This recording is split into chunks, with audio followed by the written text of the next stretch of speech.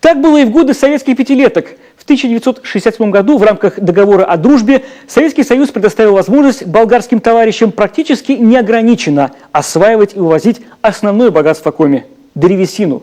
Главной международной делянкой страны были выбраны Ударские просторы. Иностранные рабочие не только рубили лес, но и создавали условия для жизни. Возводили дома, обустраивали поселки объектами культуры и здравоохранения, строили дороги.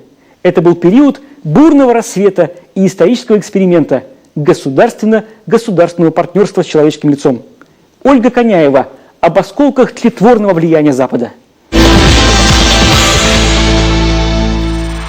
Присмотрел квартирку себе, что ли?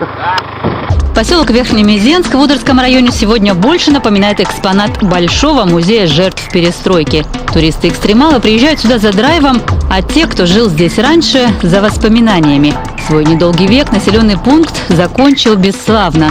Хотя в годы советско-болгарской дружбы здесь проживали 1500 человек, и перспективы казались более чем радужными.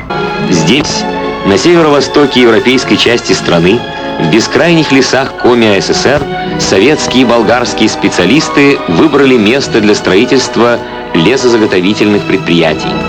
В Коми тогда уже и железная дорога была, и богатые лесные массивы Удара изучены.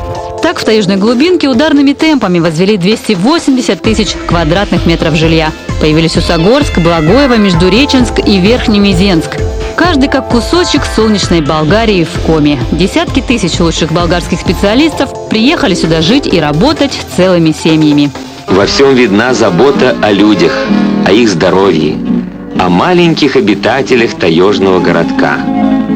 Уже в середине 80-х 3 местных леспромхоза-миллионника гремели на весь Союз, строили 4-й.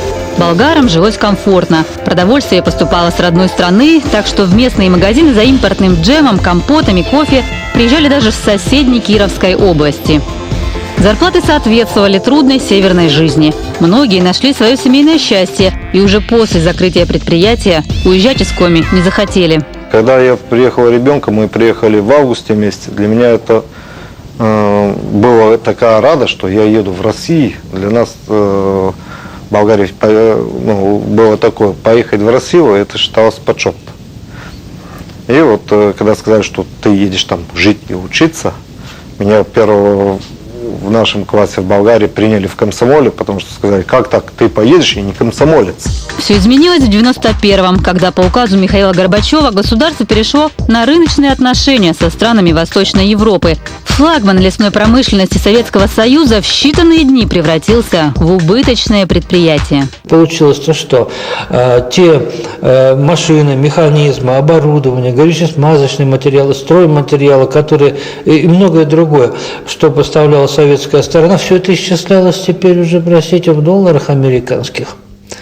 А расплачивались болгары по-прежнему лесом, а на него цены оставались такие же, как были раньше, наши внутренние цены. И болгары отдавали 53% леса Советскому Союзу. Если бы они отдавали весь лес, они все равно теперь были бы в убытке. Подобный опыт, говорит историк Максимов, абсолютно уникальный. Такого не было во всем мире. Политический авантюризм, недальновидность, бесхозяйственность – вот главные причины краха. Кроме того, болгарам запрещалось продавать лес на экспорт, что могло бы хоть как-то сгладить кризис. Предприятие можно было спасти.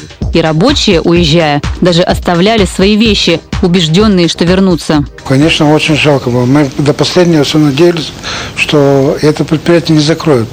Не допустят, значит, человек ходил к нашему президенту Болгарии, встречался с ним через какие-то знакомые, встречался, разговаривал.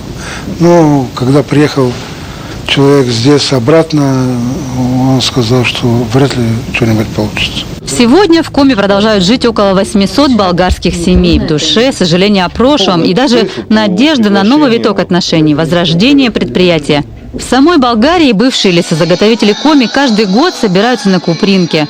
В следующем году встречу планируют провести даже в Сыктывкаре. Почти как во времена фестивалей дружбы советской и болгарской молодежи. Тогда один год встречи проводились в болгарском поселке, в другой – в одном из городов республики. Многие бы приехали.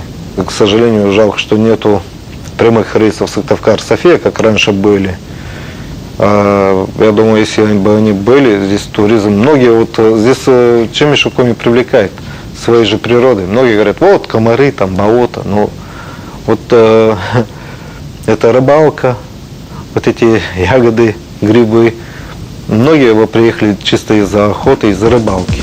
Сотрудничество Коми и Болгарии имело реальную отдачу. И не только в лесозаготовке. Например, болгарские мебельщики, изучив наши методики, сократили свои расходы на производство и сорвали по тем временам солидный куш. Республика получала лес и инфраструктуру. Жилые дома, школы, садики, магазины, промышленные предприятия, дороги. Все осталось в Коми. Другое дело, как этим распорядились.